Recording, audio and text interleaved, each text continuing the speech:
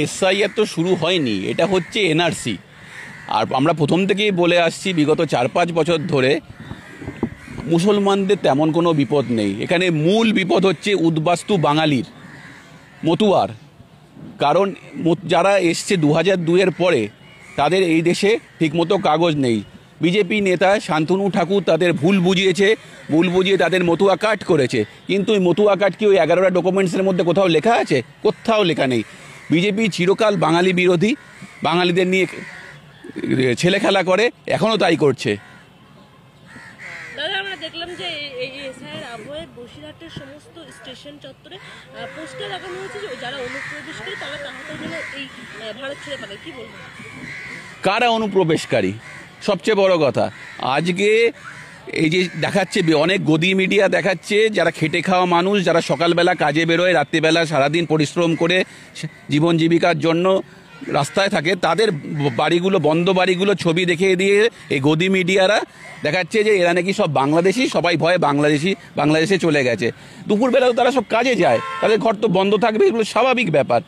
এইগুলো হচ্ছে গদি মিডিয়ার একটা চক্রান্ত। কারণ তারা জানে যে আগামী যে বাংলায় ভোট আসছে সেখানে তারা নিঃস্ব হবে, তারা নিজের দল ধরে রাখতে পারবে না। সেই ভয়ে গদি মিডিয়া এই চক্রান্তগুলো করছে যাতে নিজের দলটা শেষ অবধি ভোট অবধি ধরে রাখতে পারে। দেখুন, মায়ানমার থেকে যারা আগত মূলত তাদেরকেই রোহিঙ্গা বলে। এবং কেন্দ্রীয় সরকারের রিপোর্ট অনুযায়ী, আমি বারবার করে এটা বলছি, কেন্দ্রীয় সরকারের রিপোর্ট অনুযায়ী ভারতবর্ষে রোহিঙ্গার সংখ্যা হচ্ছে 22,500। সেখানে শুভেন্দুবাবু বা তার দল কোত্থেকে যে কোটি কোটি রোহিঙ্গা পায় সেটা আমার জানা নেই, বা সমগ্র রাজনৈতিক চিন্তাধারা মানুষ তাদের কারোই জানা নেই। এটা সম্পূর্ণ একটা মিথ্যা বিজেপির। এটা দিয়ে বিজেপি সাধারণ মানুষকে ভুল বোঝায়। রোহিঙ্গার সংখ্যা 22,500, এটা কেন্দ্রীয় কমিটির রিপোর্ট, মানে কেন্দ্রীয় সরকারের রিপোর্ট। আর এই আসলে যে ঘটনাটা ঘটছে এটা তো এনআরসি। আজকে আপনি বলুন না, যাদের 2002-এর ভোটার লিস্টে নাম আছে তাদের কেন ফর্ম ফিল আপ করতে হবে আবার? এটা তো মানে এর মধ্যে তো একটা গভীর ষড়যন্ত্র লুকিয়ে আছে, যেটা ক্রমশ প্রকাশ্য হবে। আর সবচেয়ে বড় কথা, ওরা যে মতুয়া কার্ড বানিয়েছিল গরিব মতুয়াদের থেকে পয়সা নিয়ে, সে মতুয়া কার্ড এই 11টা ডকুমেন্টসের মধ্যে নেই কেন? এর জবাব তো শান্তনু ঠাকুরকে দিতে হবে। কোথায় দেবে এই জবাব? আর সবচেয়ে এরা যেভাবে হোক বাংলাকে এবং বাঙালিকে শেষ করবার জন্য উঠে পড়ে লেগেছে। এটা এদের আজকের প্ল্যান নয়, এটা মানে বহুদিনকার এদের প্ল্যান। এটা মানে একটু আগে আপনারা দেখেছেন প্রেস কনফারেন্সেও যে কিভাবে বন্দে মাতরম সঙ্গীতকে বিকৃত করেছে বিজেপি, এবং স্পেসিফিক কোনো লাইন ধরে করেছে যেখানে সপ্তকোটি আছে। কারণ সেই সময় ভারতবর্ষে 7 কোটি বাঙালি ছিল, তখন অবশ্য দেশভাগ হয়নি, হিন্দু বাঙালি মুসলমান বাঙালি মিলিয়ে। সেইখানটায় কেটে ইচ্ছা করে কোটি কোটি করা হয়েছে। মানে বাঙালিকে যতভাবে শেষ করা যায় এরা এই জন্য উদ্ধত।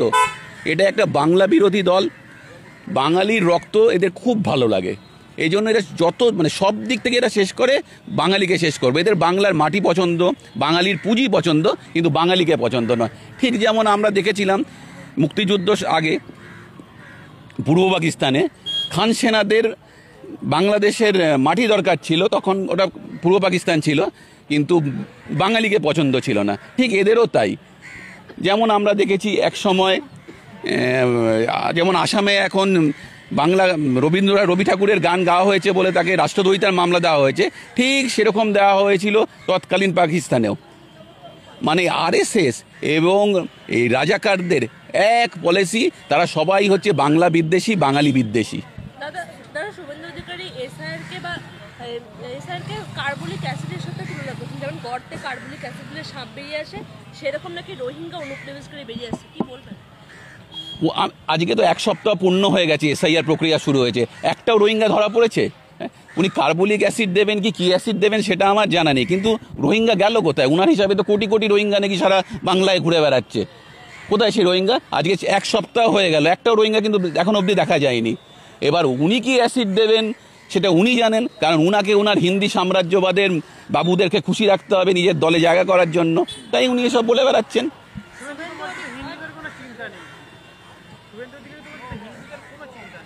আজকে আমরা কি দেখতে পাচ্ছি? কারা এসআইআরে নাম বাদ যাচ্ছে? মতুয়ারা তো হিন্দু, বাঙালি উদ্বাস্তু, নাম এদের বাদ যাচ্ছে। আজ কিন্তু মুসলিমদের নাম বাদ যাবে না, কারণ মুসলিমরা 600 বছর ধরে এদেশেই রয়েছে। আমি কিন্তু এই দেশের মুসলমানদের কথা বলছি, পাকিস্তান বা আরবের মুসলমানের কথা বলছি না। আর যাদের নাম বাদ যাচ্ছে বা বাদ যাওয়ার আশঙ্কায় যারা দেখছেন প্রচুর মানুষ আত্মহত্যা করছে, হ্যাঁ, মতুয়ারা অনশন করছে, এরা কিন্তু প্রত্যেকে হিন্দু। আজকে এরা কিভাবে মানুষকে বোকা বানায় বিজেপি, সেটা দেখা যাচ্ছে পরিষ্কার। আজকে সত্যি ওরা যে কথায় কথায় বলে না যে হিন্দু খতরে মে, যতবার বিজেপি ক্ষমতায় আসবে ততবার হিন্দু খতরে মে হয়। হিন্দু শত্রু যদি কোনো দল হয় সেটা এই আরএসএস তথা বিজেপি।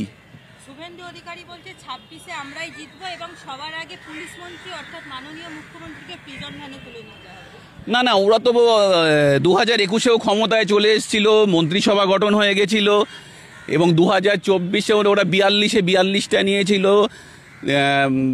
আমাদের স্বরাষ্ট্রমন্ত্রী বলেছিল যে ইসবার 200 পার, সব দেখা গেছে তো কত হয়েছে। আমি দায়িত্ব নিয়ে বলছি, আগামী বিধানসভায় বিজেপি 50-এর নিচে নেমে যাবে।